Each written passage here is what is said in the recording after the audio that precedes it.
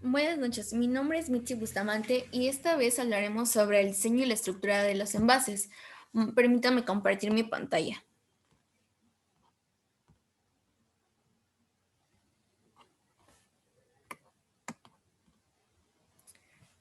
El diseño y la estructura de envases. Para poder entender bien nuestro tema, tenemos que tener el concepto claro de qué es un envase. La envase es lo que sirve para contener, proteger, manipular, distribuir y presentar mercancías en cualquier fase de su proceso productivo de distribución o de venta. Ahora bien, para todo ese proceso se utiliza un nombre en específico y ese nombre es la geometrización. La geometrización es el proceso de trasladar una propuesta a ya una forma pura. En la actualidad se deben crear diseños con un valor agregado, pues lo que el consumidor busca es estar al corriente con tendencias. Es por eso que se busca que los envases sean novedosos, sean llamativos, estén a la vista del cliente y que incluso el cliente sea difícil de rechazar el envase. Es aquí donde entra la creatividad y se echa a volar la imaginación. Ahora bien, en el proceso para el diseño de un envase tenemos cuatro pasos. El primero que es el planteamiento del problema, es decir, el diseño del envase. En, después tenemos el diseño del aspecto gráfico, donde encontramos que es imaginar todo tipo de detalles sobre el envase, color, textura, el estilo. Y aquí tenemos dos mini pasos, por así decirlo, que es la recopilación de información y dibujar el croquis acotado. Dibujar el croquis acotado se refiere a un dibujo a mano alzada. Ahora bien, tenemos nuestro tercer paso, que es el diseño gráfico, donde encontramos los bocetos de logotipo y diseño de etiqueta, los bocetos del envase en perspectiva, el diseño final en lámina y por último paso, la construcción final del envase.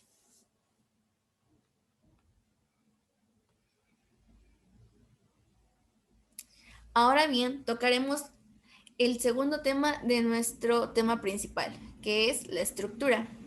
El diseño estructural de un envase se realiza por medio de un equilibrio entre las funciones propias del material a utilizar, teniendo en cuenta sus características específicas, la capacidad mecánica, la mejor calidad y el menor costo que se pueda conseguir.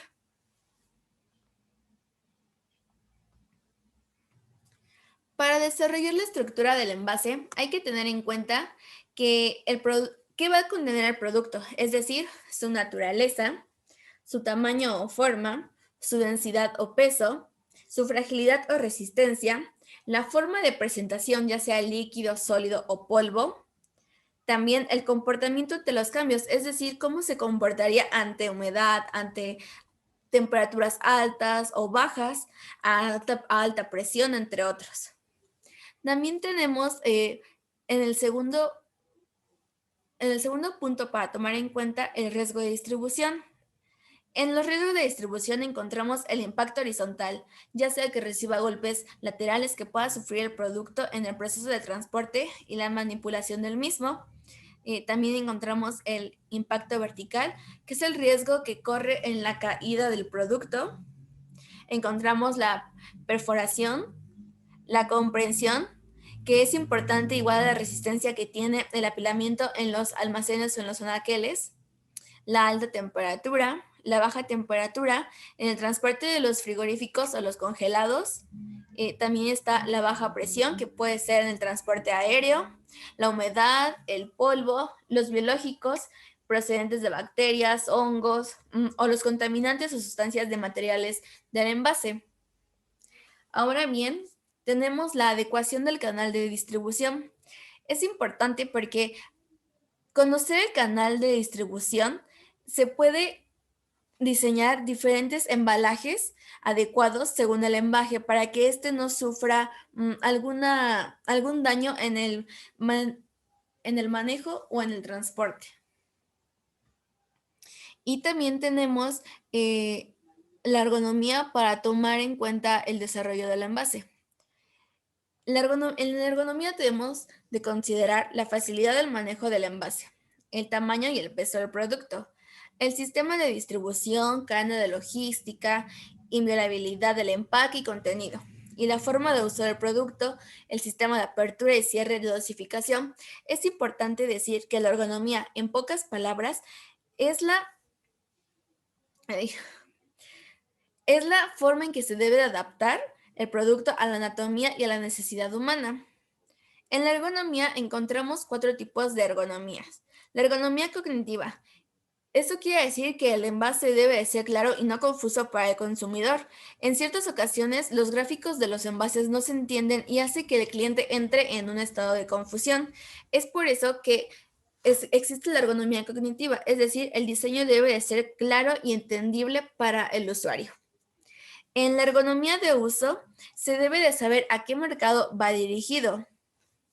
Ahora bien, en la ergonomía gráfica, aquí entran varios factores. Entran desde la forma del envase, el tipo de etiqueta,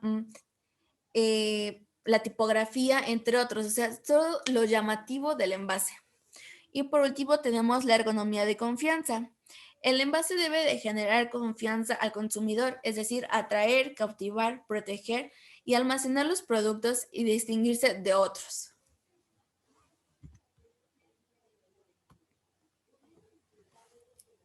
Ahora bien, como el cálculo de resistencia de materiales, tenemos que estudiar las solicitaciones internas y deformaciones que se pueden producir en el envase sometidas a cargas exteriores. Ah, Esto tiene como finalidad elaborar métodos simples de cálculo aceptables de los elementos típicos de más frecuentes de las estructuras. Los problemas a resolver con el cálculo de resistencia de materiales son los indicados a continuación: dimensionamiento y verificación. Cuando mencionamos dimensionamiento, nos referimos a que es encontrar el material, forma y dimensión adecuados de un envase o embalaje para que pueda cumplir con seguridad gastos adecuados en su perfecto estado. Y cuando hablamos de verificación, nos referimos a que se da cuando las dimensiones ya han sido prefijadas y que se sabe si son las adecuadas para resistir el estado del envase o el embalaje.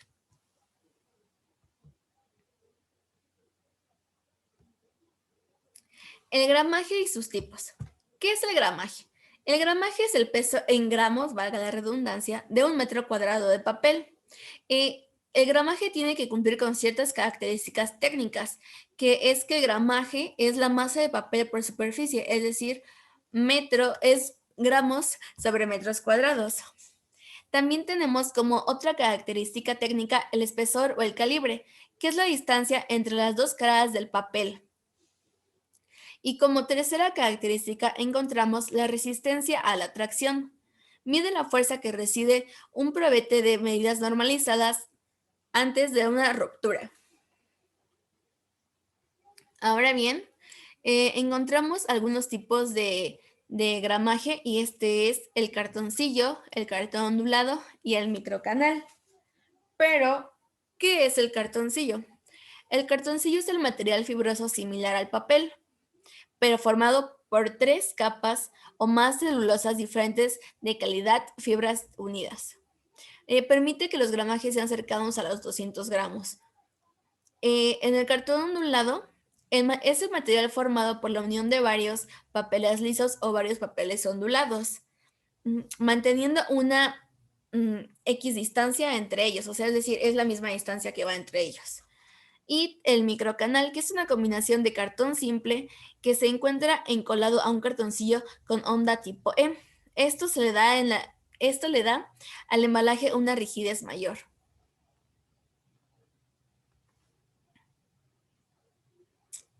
Ahora bien, los puntos claves a seguir para el diseño de envases y embalajes son: conocer el producto a fondo, conocer el consumidor final, conocer el comportamiento del mercado, tener una estrategia para el diseño, diseñar el envase en forma consciente. 6. Trabajar integrada a la industria. Y 7. Hacer una revisión final del proyecto. Ahora bien que ya tenemos los puntos claves a seguir para el diseño del envase y el embalaje, es también importante conocer los principales pegamentos. Entre los principales pegamentos encontramos el pegamento acuoso, los pegamentos vehiculizados, los pegamentos insolventes sin productos químicos. el pegamento a base de caseína y los pegamentos termoplásticos. El pegamento acuoso son usados en envases de PET y plásticos. El pegamento soluble en agua son utilizados en el cartón ondulado, pegados de papel, cajas y bolsas y cartoncillo, tubos o ejes espirales de cartón y otros plásticos. Los pegamentos vehiculizados se utilizan en disolventes orgánicos, utilizados en cintas adhesivas y etiquetas, películas laminadas, plásticas y utilizados para bolsas y tapas de envases. Los pegamentos insolventes, ni productos químicos, y los pegamentos a base de caseína son para envases PET y plásticos. Y por último tenemos los pegamentos termoplásticos, o también llamados como los hot melt, proceso de pegado y térmica utilizados en envases de PET y plástico. La mayoría de los productos físicos que se ofrecen en el mercado tienen que empacarse y envasarse por su naturaleza. Es por ello que es importante conocer la clasificación de los productos. En la clasificación de los productos tenemos los productos de consumo, que son los destinados al consumo personal en el hogar. Estos productos de consumo se dividen en tres: los productos de bienes de consumo duradero, los bienes de consumo destructivos y los bienes de consumo popular. Los bienes de consumo duradero pueden ser utilizados varias veces y de forma continua, como las televisiones, los autos. Los bienes de consumo destructivos se consumen o destruyen al momento de usarlos, como los farmacéuticos o los alimentos. Y los bienes de consumo popular son productos fabricados y destinados a consumidores finales sin la necesidad de un proceso de industrial adicional. Ahora bien, tenemos los productos de negocio o industriales, que los adquieren las organizaciones y tienen a su vez diferentes clasificaciones. Encontramos la materia prima, que son materias que se convierten en parte del producto. Eh, el equipo pesado, que son máquinas y grandes herramientas utilizadas en producción como los tornos, las fresadoras, entre otros. También encontramos el equipo auxiliar, que son aquellas herramientas de mano que ayudan a las actividades de producción o administrativas, como las computadoras, las herramientas básicas, el equipo de oficina, entre otros. Ahora bien, encontramos los materiales que forman parte del producto, pero no son fácilmente identificables, como los químicos, los ingredientes que contienen algún producto y algo similar. También encontramos las partes componentes, que son productos terminados o casi terminados que se incorporan al producto final y pueden identificarse, como los faros de los coches, los tornillos.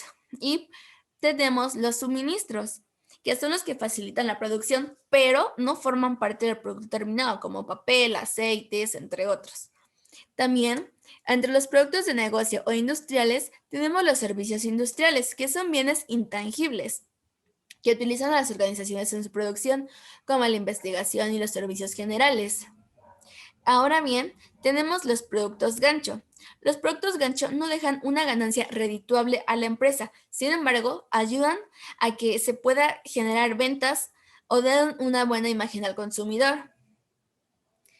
Tenemos el cuarto tipo de la clasificación de productos, que son los productos de impulso, que surgen para dar a conocer otros productos de reciente creación y que tienen características similares.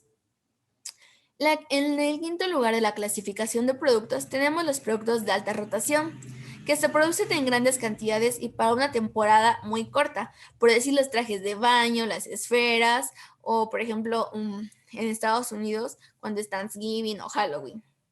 En sexto lugar tenemos los productos de media y baja rotación, que no son en producción masivas, como los estambres, los tornillos, los pisos, entre otros. Y por último lugar también tenemos los productos importados, que son los productos que se elaboran en el extranjero y su precio puede ser muy elevado debido a los trámites y costos de exportación. Ah, Y ahora sí, podemos dar como conclusión que la clasificación de productos es importante para conocer qué tipo de envase tenemos que utilizar. Es decir, según la naturaleza de nuestro producto, tenemos que pensar también en nuestro tipo de envase que podemos utilizar y en las diferentes formas o técnicas que podemos llegar a agregarle para que este pueda llegar de forma adecuada con el consumidor final.